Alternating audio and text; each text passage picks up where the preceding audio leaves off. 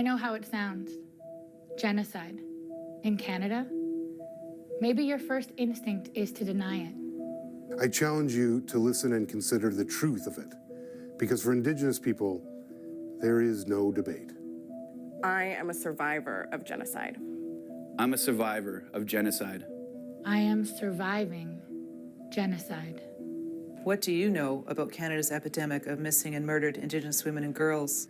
This group includes Two-Spirited and LGBTQ+ people. In 2019, we received the results of a national inquiry. It took almost 3 years and decades of research into account. The report says Canada has committed and continues to commit genocide. Genocide. Genocide.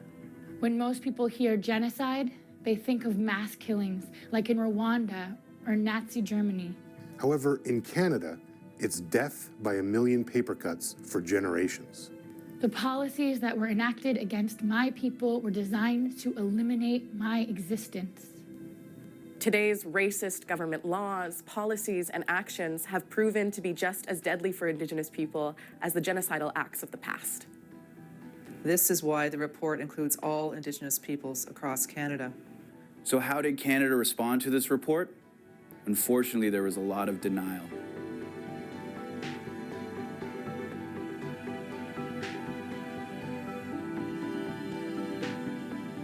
Denial is a tool of genocide.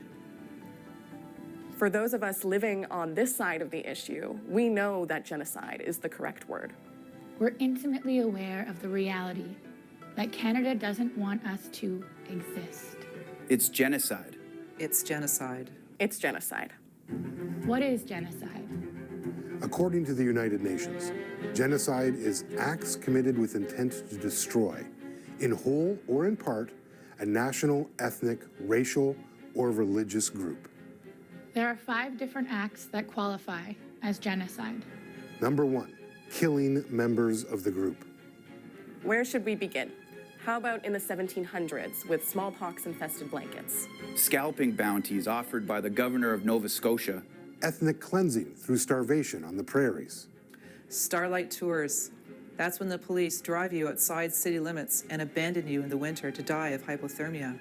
In fact, disproportionate numbers of Indigenous people die in police-related deaths across the board. Number 2, causing serious bodily or mental harm to members of the group. The residential school system killed as many as 6,000 children. They knew what was happening. These children were subjected to unhealthy living conditions, Malnutrition, Medical experimentation. Sexual assault. Electrocution. You heard that right. At St. Anne's Indian Residential School, they made their own electric chair to punish the children. Number 3, deliberately inflicting on the group conditions of life calculated to bring about its physical destruction in whole or in part. That's why they made reserves, and Canada has a long history of underfunding essential services there. In fact, in recent years, Canada has been issued 7 non-compliance orders from the Canadian Human Rights Tribunal for underfunding on-reserve child welfare services. And did you know about the over-incarceration of Indigenous peoples?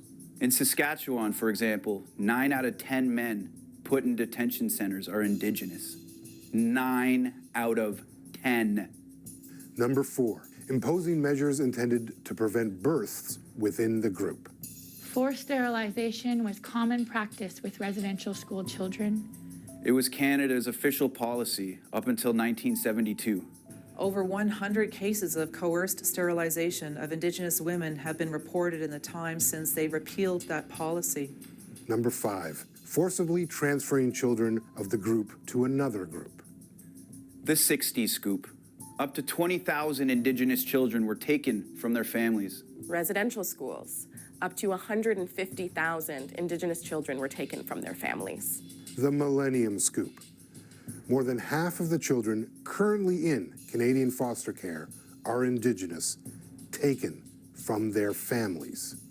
For the past 150 years, this country has taught its children, its future police officers, politicians, doctors, and editors to look away from Canada's true history, to avert their eyes to the Indian problem, or to treat it as a problem of Indigenous people's own making. Why is it important to understand the history of genocide in Canada? Because it's not history. It's still happening right now. There is a violence and a complicity in looking away. Inaction is an action too. So long as we deny Canada's true history, violence and oppression can and will continue to happen. Where do we go from here? How do we make Canada a safe place for Indigenous people and especially for women and girls? For me, it means doing the equal and opposite of what was done to us. It means rooting ourselves in our cultural knowledge and supporting women as they teach the next generations to do the same. Since the Truth and Reconciliation Commission, the word reconciliation has almost lost all meaning. There will be no reconciliation in this country without basic human rights, without equity, without equality for our Indigenous people. If Canada wants to help us move forward from this, it needs to follow the recommendations of the report. Read the report. Read the report and learn what's in it. Look, we're making it easy for you. Don't just look away, it's right here for you.